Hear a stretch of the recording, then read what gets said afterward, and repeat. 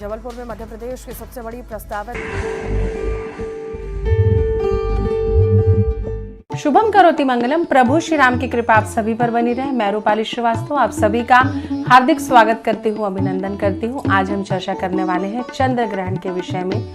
जो चंद्र ग्रहण लगने वाला है वो है 8 नवंबर के दिन। हम चंद्र ग्रहण की स्थिति से गुजरेंगे। चंद्र ग्रहण के विषय में मैं आज आपको जानकारी दूंगी कि चंद्र ग्रहण क्या ऐसी खगोलीय घटना होती है वायुमंडल में जिससे चंद्र ग्रहण होता है। साथ ही साथ चंद्र ग्रहण के प्रभाव से हमारे मन की स्थितियाँ कैसे प्रभावित होती है। चंद्र ग्रहण के दौरान सूतक काल क्या होता है, कब सूतक लगेगा, कब आपको सूतक काल में से मुक्ति मिलेगी, सूतक काल के दौरान आपको क्या क्या करना है। साथ ही साथ जो चंद्र ग्रहण की अवधि रहेगी वो कितने बजे से लेकर कितने बजे तक की रहेगी, ये सारी जानकारी आज मैं आपको बताने वाली हूँ। तो चलिए हम शुरुआत करते हैं चंद्र ग्रहण से। चंद्र ग्रहण क्या होता है तो मैं आपको बता दूं कि 8 नवंबर के दिन चंद्र ग्रहण भारत में पूरी दुनिया में देखा जाएगा, जिसका जो सूतक काल है वो मंगलवार के दिन 8:21 को लगेगा, जो कि 6:19 तक के सूतक काल का जो पारायण है, जो सूतक काल खत्म होगा वो ग्रहण की अवधि के साथ ही खत्म होगा। और जो ग्रहण काल है उसका समय 5:21 शाम को 8 तारीख को रहेगा, जो कि आपको 6:19 तक के हम ग्रहण काल की अवधि में रहेंगे। ये जो ग्रहण काल की अवधि है वो 58 मिनट की रहने वाली है। और जो चंद्र ग्रहण में सूतक काल लगता है वो 9 घंटे का होता है। तो इस दौरान हमको कई सावधानियां बरतनी है। साथ ही साथ चंद्र ग्रहण के दौरान जब हमें कुछ नुकसान होता है उसके साथ कई फायदे भी होते हैं, वो भी मैं आज आपको वीडियो के दौरान बताऊंगी। साथ ही साथ मैं आपको आपकी राशियों के अनुसार आप चंद्र ग्रहण की अवधि में ऐसे कौन से उपाय करें जो इस अवधि में आप अपने जीवन में सुख समृद्धि सौभाग्य प्राप्त कर सकते हैं। क्योंकि चंद्र ग्रहण या सूर्य ग्रहण जब होता है तो आध्यात्मिक उन्नति के लिए ये समय अबूझ माना जाता है, बहुत महत्वपूर्ण समय ये होता है। तो आपने जाना कि किस प्रकार ग्रहण काल कितने देर का होने वाला है। टोटल 58 मिनट आपको ग्रहण के प्रभाव में रहना है और 9 घंटे के पहले सूतक काल प्रारंभ हो जाएगा। तो अब हम आपको बताते हैं कि ग्रहण कब होता है।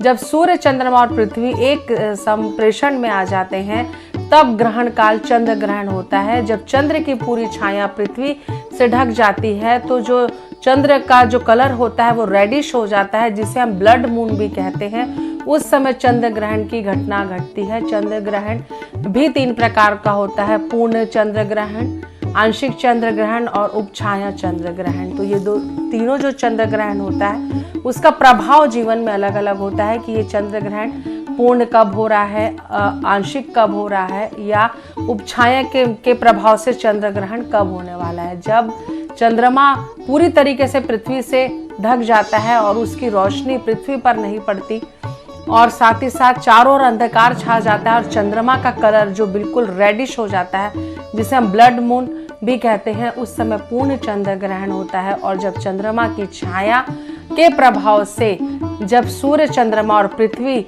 अपने संप्रेषण या एक रेखा में आते हैं जिससे चंद्रमा पर कुछ आंशिक प्रभाव होता है पृथ्वी का, तब इसे हम आंशिक चंद्र ग्रहण करते हैं। और जब चंद्रमा की छाया पृथ्वी तक पहुंचती है वो भी बहुत आंशिक रूप से, तो उसे हम आंशिक चंद्र ग्रहण कहते हैं। तो आपको यह स्पष्ट हो गया होगा कि चंद्र ग्रहण की घटना कब घटती है। साथ ही साथ पौराणिक कथाओं के अनुसार ये कहा जाता है कि जो चंद्र ग्रहण और सूर्य ग्रहण होता है वो राहु ग्रह के प्रभाव के कारण होता है। राहु जो राक्षसों के देवता माने जाते हैं, राक्षसों का प्रतिनिधित्व करते हैं, क्योंकि समुद्र मंथन के समय राहु और केतु नाम के राक्षसों ने अमृत का पान कर लिया था। इससे भगवान विष्णु अति रुष्ट हुए और उन्होंने सुदर्शन चक्र से राहु का सर धड़ से अलग कर दिया। तो जो ऊपर का भाग है वो राहु कहलाया और नीचे का भाग केतु कहलाया। तो समय समय पर जब राहु अपनी इस प्रभाव का बदला लेने के लिए सूर्य और चंद्रमा को अपने मुख में ले लेते हैं तो पूरे संसार में सूर्य और चंद्रमा की रोशनी में आंशिकता हो जाती है, उनकी रोशनी पृथ्वी तक नहीं पहुंच पाती। इसके प्रभाव से सूर्य ग्रहण और चंद्र ग्रहण होता है। ये हमारी पौराणिक कथाओं में लिखा है कि राहु के प्रभाव के कारण चंद्र ग्रहण और सूर्य ग्रहण समय समय पर होता है। वैसे चंद्र ग्रहण और सूर्य ग्रहण की स्थिति हमेशा अमावस्या और पूर्णिमा पर बनती है, लेकिन ये जरूरी नहीं कि हर चंद्र ग्रहण पूर्णिमा और अमावस्या को ही पड़े। तो जो इस बार चंद्र ग्रहण होने वाला है वो 8 नवंबर को होगा, जिसका प्रभाव हमारे सभी के जीवन पर पड़ेगा। तो चलिए अब जानते हैं कि चंद्र ग्रहण के दौरान ऐसे हमें कौन से उपाय करने चाहिए जिससे कि हमारे जीवन में सुख समृद्धि और सौभाग्य बढ़े। तो सबसे पहले चंद्रमा के बारे में आपको बता दूं कि जो चंद्रमा होता है वो हमारे मन से संबंधित होता है, मन का कारक होता है और मन के हारे हार है और मन के जीते जीत, ये कहावत हम बचपन से सुनते आ रहे हैं। तो किसी भी व्यक्ति के जीवन में मेंटल पावर होना, मानसिक स्तर उसका अच्छा होना अत्यंत आवश्यक होता है। और जो चंद्रमा की स्थिति अगर आपकी कुंडली में वीक है, कमजोर है, तो आप बहुत जल्दी डिप्रेशन का शिकार होने लगते हैं। आपकी सोचने समझने की स्थिति प्रभावित होती है और व्यक्ति डिप्रेशन में चला जाता है। मानसिक रूप से बहुत वीक होने को ही डिप्रेशन कहा जाता है। व्यक्ति के अंदर साहस की कमी आ जाती है, उनका मन विचलित होने लगता है। अगर आपकी कुंडली में चंद्रमा कमजोर होता है तो महिलाओं को संतति प्राप्त करने में बहुत दिक्कत होती है, उन्हें गायनिक प्रॉब्लम आ जाती है, उनको बहुत सारी समस्या होती है जिससे कि वो प्रेगनेंसी कंसीव नहीं कर पाती। तो आपके जीवन में भी अगर ऐसी कोई समस्या चल रही है तो मेरे द्वारा बताए गए इन उपायों को आप पूरी श्रद्धा और विश्वास के साथ अगर करते हैं तो आपके जीवन में जरूर पॉजिटिव चेंजेस आएंगे। तो चलिए हम आपको बताते हैं कि ग्रहण काल के दौरान या सूतक काल क्या होता है। सूतक काल एक ऐसा काल होता है जो कि सूर्य और चंद्रमा के परिवर्तन के पहले ही एक बुरी निगेटिव एनर्जी वायुमंडल में सक्रिय होने लगती है, जिसके समय कोई भी शुभ कार्य करने को वंचित माना जाता है, जिसमें कोई भी शुभ कार्य नहीं होता, शादी नहीं होती, मुंडन नहीं होता, कोई भी शुभ कार्य की शुरुआत नहीं होती, कोई नए पूजा और अनुष्ठान की शुरुआत नहीं होती, क्योंकि ग्रहण काल के दौरान ये सारी चीजें दूषित हो जाती हैं। तो ग्रहण काल के दौरान, चंद्र ग्रहण के दौरान जो ग्रहण काल होता है और जो सूतक काल लगता है वो चंद्र ग्रहण और सूर्य ग्रहण में अलग अलग समय पे लगता है, जिसके कारण आपके जीवन में बहुत सारे नेगेटिव चेंजेस आ सकते हैं। आप कोई नए कार्य की शुरुआत करना चाहते हैं तो आप सूतक काल के दौरान ना करें। जब तक ग्रहण खत्म ना हो जाए तब तक आप किसी नए कार्य की शुरुआत ना करें, यात्राओं को टालें। साथ ही साथ किसी भी मांगलिक कार्य की भी बात या चर्चा आप अपने घर पर ना करें। साथ ही साथ जो गर्भवती महिलाएं होती हैं उनके लिए किसी भी प्रकार का ग्रहण, चाहे वो सूर्य ग्रहण हो चाहे वो चंद्र ग्रहण हो, काफी हानिकारक होता है, क्योंकि चंद्र ग्रहण से निकलने वाली जो विकिरण रहती हैं वो बहुत ही दूषित होती हैं, जिसके कारण आपके गर्भ में पल रहे शिशु को नुकसान हो सकता है। उसकी निगेटिविटी आपके गर्भ को प्रभावित कर सकती है। तो इसीलिए चंद्र ग्रहण के दौरान सूतक काल से लेकर चंद्र ग्रहण के परायण तक आप मोक्ष तक के बिल्कुल भी गर्भवती महिलाओं का घूमना बाहर बंद करा दीजिए। चंद्र की किरणें उन पर नहीं पड़ने दीजिए। साथ ही साथ आप भोजन ग्रहण नॉर्मल व्यक्ति ना करे, लेकिन अगर कोई बच्चा है, वृद्ध व्यक्ति है और कोई गर्भवती महिला है तो उनके लिए ये समय भोजन करना अपवाद माना जाता है, क्योंकि इनकी श्रेणी अलग प्रकार की होती है। तो इन्हें बहुत सारी छूट प्राप्त होती है, क्योंकि गर्भस्थ शिशु को भोजन की आवश्यकता होती है, छोटे बच्चे को भोजन के लिए नहीं समझाया सकता। साथ ही वृद्ध व्यक्तियों की भी भोजन की व्यवस्था करना अत्यंत आवश्यक होता है। तो इन तीनों को छोड़कर ग्रहण काल सूतक काल में ना किसी प्रकार का जल ग्रहण करें, ना ही भोजन ग्रहण करें, जिससे कि आपको उसकी निगेटिव एनर्जी जो आपके जल में, आपके भोजन में आ जाएगी, उसका दुष्प्रभाव आपके जीवन पर नहीं पड़ेगा। साथ ही साथ ग्रहण काल के दौरान आपको बिल्कुल भी सूर्य ग्रहण या चंद्र ग्रहण हो, आपको अपनी आंखों से डायरेक्ट सूर्य ग्रहण और चंद्र ग्रहण को नहीं देखना चाहिए। खास चंद्र ग्रहण को देखने से ऐसा कहा जाता है कि आपके जीवन में आप पे कई प्रकार के लांछन लगते हैं, आपके ऊपर ब्लेम लगता है। चंद्रमा के दूषित होने से ही व्यक्ति कोर्ट कचहरी मुकदमेबाजी का शिकार होता है। अगर आपकी कुंडली में चंद्रमा वीक हो जाता है तो आपको धन की भी प्राप्ति नहीं होती। चंद्रमा धन का कारक होता है, मन का कारक होता है, संतति का कारक होता है, क्योंकि अगर हमारे जीवन में हमारी मानसिक स्थिति ठीक नहीं होगी तो हम कैसे उन्नति कर सकते हैं। और जो चंद्र होता है, चंद्र जो हमारे मन के कारक कहे जाते हैं, अगर उन्हीं पे ग्रहण लग गया तो आप सोचें कि हमारे मन की स्थिति उस समय कितनी विचलित होती होगी। जो चंद्र ग्रहण से प्रभावित राशियां होती हैं उनके जीवन में भी इस समय काफी खलबली मची होती है, मन बहुत विचलित होता है। ग्रहण काल के दौरान कोई भी महत्वपूर्ण निर्णय ना लें, सात्विक जीवन जिए, तामसिक जीवन जिए, किसी भी प्रकार का आप ऐसा भोजन, विषाक्त भोजन ना लें, दूषित भोजन ना लें, मांसाहार का सेवन ना करें, शराब मदिरा का सेवन ना करें, लहसुन प्याज का सेवन ना करें, आप भगवान की आराधना करें। इससे आपको जीवन में ग्रहण का जो दुष्प्रभाव आपके जीवन में होने वाला है उससे आपको लाभ मिलेगा।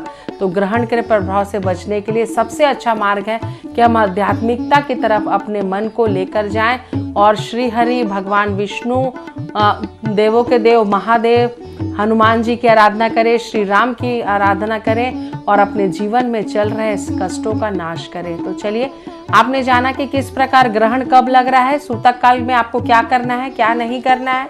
साथ ही साथ आपको एक और बात बता दूं कि सूतक काल के दौरान अगर आपके घर में किसी प्रकार का भोजन आपने बनाया है तो आप उसमें तुलसी दल डाल दें, पानी में तुलसी दल डाल दें, भोजन में तुलसी दल डाल दें, क्योंकि जहां तुलसी दल उस पर भोजन पर डलेगा वो शुद्ध हो जाता है। क्योंकि माता तुलसी का प्रभाव ही इतना चमत्कारिक है कि उनके भोजन में डालते ही आपकी सात्विकता बढ़ जाएगी और आपको उसका दुष्प्रभाव प्राप्त नहीं होगा। तो चलिए चर्चा करते हैं कि ग्रहण काल के दौरान आपको अपनी राशियों के अनुसार क्या करना चाहिए जिससे कि इस ग्रहण के प्रभाव का आप लाभ उठा सके, साथ ही साथ इस ग्रहण का दुष्प्रभाव आपके जीवन पर ना पड़े। तो चलिए मेष राशि की चर्चा करते हैं कि मेष राशि वालों को ऐसी कौन सी आराधना करनी चाहिए जिससे ग्रहण काल के दौरान चंद्रदेव का उन्हें आशीर्वाद प्राप्त हो। तो मेष राशि वाले जातकों को ग्रहण काल के दौरान बजरंग बाण का पाठ करना चाहिए। इससे आपके जीवन में अगर आपको कोई आर्थिक, मानसिक या शारीरिक समस्या है उससे आपको निजात मिलेगा। साथ ही साथ क्योंकि चंद्रदेव के जो देवता होते हैं वो देवों के देव महादेव कहे जाते हैं, तो भगवान शिव की आराधना चंद्र ग्रहण में अत्यंत प्रभावकारी होती है। तो आप शिव सहस्त्र नाम का पाठ कर सकते हैं, शिव चालीसा का पाठ कर सकते हैं। इससे आपके जीवन में सुख, समृद्धि और सौभाग्य बढ़ेगा। तो चलिए चर्चा करते हैं कि वृषभ राशि के जातकों को ऐसी कौन सा उपाय करना चाहिए जिससे चंद्र ग्रहण से आपको उसका जो प्रभाव है 2 गुना हो जाए। तो वृषभ राशि वाले जातकों को ओम नमः शिवाय का जाप करना चाहिए, भजन कीर्तन करना चाहिए। साथ ही साथ ओम नमः शिवाय का जाप करते हुए भगवान शिव की आराधना करनी चाहिए, हनुमान अष्टक का पाठ करना चाहिए, हनुमान चालीसा का पाठ करना चाहिए।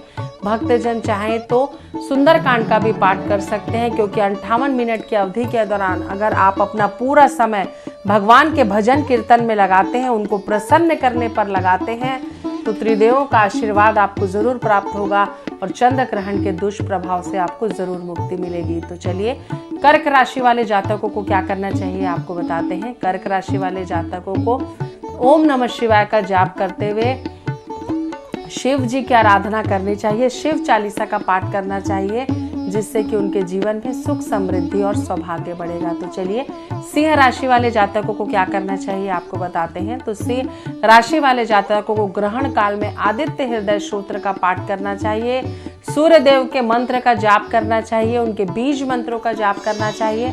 इससे आपके जीवन में आपके ग्रहों के स्वामी सूर्य देव आप पर प्रसन्न होंगे और आपके जीवन में आपकी प्रसिद्धि बढ़ेगी। तो चलिए चर्चा करते हैं कन्या राशि वाले जातकों को ग्रहण काल के दौरान क्या करना चाहिए। तो कन्या राशि वाले जातकों को ग्रहण काल के दौरान आपको श्री गणेश की आराधना करनी चाहिए, गणेश सहस्त्र नाम का जाप करना चाहिए। साथ ही साथ ओम नमः शिवाय का जाप करें, माता रानी का भजन कीर्तन करें। इससे आपके जीवन में सुख, समृद्धि और सौभाग्य बढ़ेगा। तो चलिए तुला राशि वाले जातकों को क्या करना चाहिए आपको बताते हैं। तो जो तुला राशि वाले जातक होते हैं उन्हें ग्रहण काल के दौरान विष्णु सहस्त्र नाम, लक्ष्मी सहस्त्र नाम, श्री सूक्त का पाठ करना चाहिए, बजरंग बाण का पाठ करना चाहिए। इससे आपके शत्रु आपसे परास्त होंगे और आपके जीवन में सुख, समृद्धि, सौभाग्य तो बढ़ेगा ही, साथ ही आपके जीवन में प्रसन्नता भी आएगी। तो चलिए वृश्चिक राशि वाले जातकों को क्या करना चाहिए आपको बताते हैं। तो जो वृश्चिक राशि होती है मंगल प्रधान राशि होती है, अग्रेसिव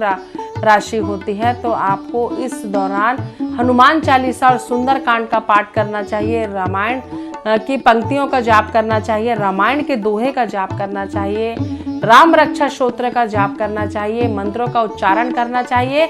इससे आपके जीवन में सुख समृद्धि और सौभाग्य बढ़ेगा। तो चलिए धनु राशि वाले जातकों को क्या करना चाहिए आपको बताते हैं। धनु राशि वाले जातकों को लक्ष्मी सहस्त्र का नाम का जाप करना चाहिए, कनक धारा स्तोत्र का जाप करना चाहिए, विष्णु सहस्त्र नाम का जाप करना चाहिए। इससे आपके जीवन में ग्रहण काल के दौरान जो अनिष्ट प्रभाव आपके जीवन में पड़ने वाले हैं उससे आपको सुख समृद्धि और सौभाग्य बढ़ेगा। तो मकर राशि वाले जातकों को क्या करना चाहिए ये आपको बताते हैं। तो मकर राशि वाले जातकों को हनुमान चालीसा का पाठ करना चाहिए, सुंदर कांड का पाठ करना चाहिए, जिससे आपके जीवन में जो शनि के 7.5 का प्रभाव चल रहा है उसके अनिष्ट प्रभाव से आपको लाभ होगा और भगवान शंकर का, भगवान हनुमान जी का, बजरंगबली का आशीर्वाद आपको प्राप्त होगा और शनि देव की कृपा भी आप पर बरसेगी। तो चलिए चर्चा करते हैं कि कुंभ राशि वाले जातकों को ग्रहण काल के दौरान क्या करना चाहिए। तो कुंभ राशि वाले जातकों को ग्रहण काल के दौरान लगातार बजरंग बाण और सुंदरकांड का पाठ करना चाहिए, साथ ही साथ शनि चालीसा का पाठ करना चाहिए। इससे आपके जीवन में जो आपको शत्रु परेशान कर रहे हैं, मानसिक रूप से आप बहुत परेशान चल रहे हैं, पैसे की तंगी आपके जीवन में आ रही है, कार्य व्यापार को लेकर जो आप उन्नति नहीं कर पा रहे हैं, इस समस्या का आपको समाधान प्राप्त होगा। तो चलिए मीन राशि वाले जातकों को क्या करना चाहिए आपको बताते हैं। कि जो मीन राशि के जातक हैं उनको अपने जीवन में ग्रहण काल से लाभ प्राप्त करने के लिए श्री सूक्त का पाठ करना चाहिए, विष्णु सहस्त्र नाम का पाठ करना चाहिए, क्योंकि इससे उनके जीवन में बृहस्पति देव का आशीर्वाद उन्हें प्राप्त होगा, भगवान श्री हरि का आशीर्वाद आपको प्राप्त होगा और आपके विवाह के अगर योग नहीं बन रहे हैं, संतान के आपके योग नहीं बन रहे हैं, पति पत्नी के मध्य अगर विवाद होता है तो आपको इसमें काफी पॉजिटिव चेंजेस दिखाई देंगे और आपके जीवन में सुख समृद्धि और सौभाग्य बढ़ेगा। तो आपने जाना कि ग्रहण काल के दौरान ऐसे कौन से उपाय हैं जिसे कर आप ग्रहण काल की अशुभता को शुभता में बदल सकते हैं। आपको मैं बता दूं जो ग्रहण काल है वो 8 नवंबर को लगने वाला है। 8 नवंबर को ग्रहण काल के पहले आपको सूतक काल लग जाएगा। सूतक काल के पश्चात ग्रहण काल की अवधि रहेगी। सूतक काल में आपको संभव हो तो किसी भी प्रकार के अन्य जल को ग्रहण नहीं करना है। अपने घर में तुलसी दल अगर भोजन बनाकर आपने रखा है तो आपको डालना है। विष्णु सहस्त्र नाम, लक्ष्मी सहस्त्र नाम, कनक धारा स्तोत्र, बजरंग बाण, हनुमान चालीसा का आपको पाठ करना है। या जिस भी आपके जो भी आराध्य देव हैं उनकी आराधना करें। घर में अगर आपके विद्यार्थी हैं, छोटे बच्चे हैं तो उन्हें गायत्री मंत्र का जाप करने के लिए बोलें, क्योंकि ग्रहण काल के दौरान किसी भी मंत्र का, किसी भी पूजन पाठ का अगर हम पाठ करते हैं पूरे श्रद्धा और विश्वास के साथ तो उसका प्रभाव 100 गुना बढ़ जाता है। तो इस प्रभाव को बढ़ाने के लिए आप ग्रहण काल के दौरान ये उपाय अवश्य करें, जिससे आपके जीवन में शुभता बढ़ेगी। चंद्रमा आपके जीवन में मन के कारक होते हैं। चंद्रमा से ही हमारे जीवन में ऊर्जा रहती है, हम एनर्जेटिक रहते हैं और अगर जिसके मन में मानसिक रूप से अगर शांति नहीं होती वो व्यक्ति अपने जीवन में कभी उन्नति नहीं कर सकता। तो हमको मानसिक रूप से सबलता को प्राप्त करने के लिए चंद्र ग्रह को स्ट्रॉन्ग करना बहुत जरूरी है। और चंद्र ग्रहण के आराध्य देव मैंने आपको पहले भी बताया कि देवों के देव महादेव होते हैं। तो अगर आप भगवान शंकर का पूजन करते हैं तो आपको चंद्र देव की विशेष कृपा प्राप्त होती है, क्योंकि चंद्र धारी होते हैं महादेव, अपने मस्तिष्क में चंद्र को धारण करते हैं। तो अगर आपके जीवन में चंद्र संबंधी कोई भी दोष है तो आप भगवान महादेव की पूजा करें। शिवलिंग पे प्रतिदिन जल चढ़ाएं। शिवलिंग में आप अखंड चावल भी चढ़ा सकते हैं। आप शिवलिंग में त्रिपुरा भी बना सकते हैं, जिससे कि महादेव अत्यंत प्रसन्न होते हैं। और अगर आप महादेव की श्रद्धा के साथ आराधना करते हैं तो महादेव का आशीर्वाद, भोले भंडारी का आशीर्वाद आपको अवश्य प्राप्त होगा। और चंद्र देव की अगर कोई विपरीत परिस्थिति आपके जीवन में है तो उस ग्रह के प्रभाव से आप बाहर आ जाएंगे। तो चंद्र ग्रहण के प्रभाव हमारे जीवन पर तीन रूप से बहुत ही सावधानी पूर्वक आपको निकालना है। एक तो भोजन नहीं ग्रहण करना है, दूसरा गर्भवती महिलाओं को चंद्र ग्रहण के समय अपने घर से बाहर नहीं निकलना है, और अगर आपने किसी भी प्रकार का भोजन अगर आप नहीं ग्रहण करते हैं तो इससे आपको अत्यधिक लाभ हो सकता है। तो चंद्र ग्रहण के दौरान आप अपनी आध्यात्मिकता को बढ़ाएं, अपने पावर को बढ़ाएं, और अपने जिस भी आराध्य देव पर आपको श्रद्धा है और आप उनकी आराधना और उनका आशीर्वाद प्राप्त करना चाहते हैं, तो इस चंद्र ग्रहण के दौरान आप इन उपायों को अपनाकर अपने जीवन में सुख, समृद्धि और सौभाग्य बढ़ा सकते हैं। तो मैंने आप सभी को चंद्र ग्रहण की संपूर्ण जानकारी दी। इन्हीं शुभकामनाओं के साथ एक बार फिर से आप सभी को रूपाली श्रीवास्तव का नमस्कार।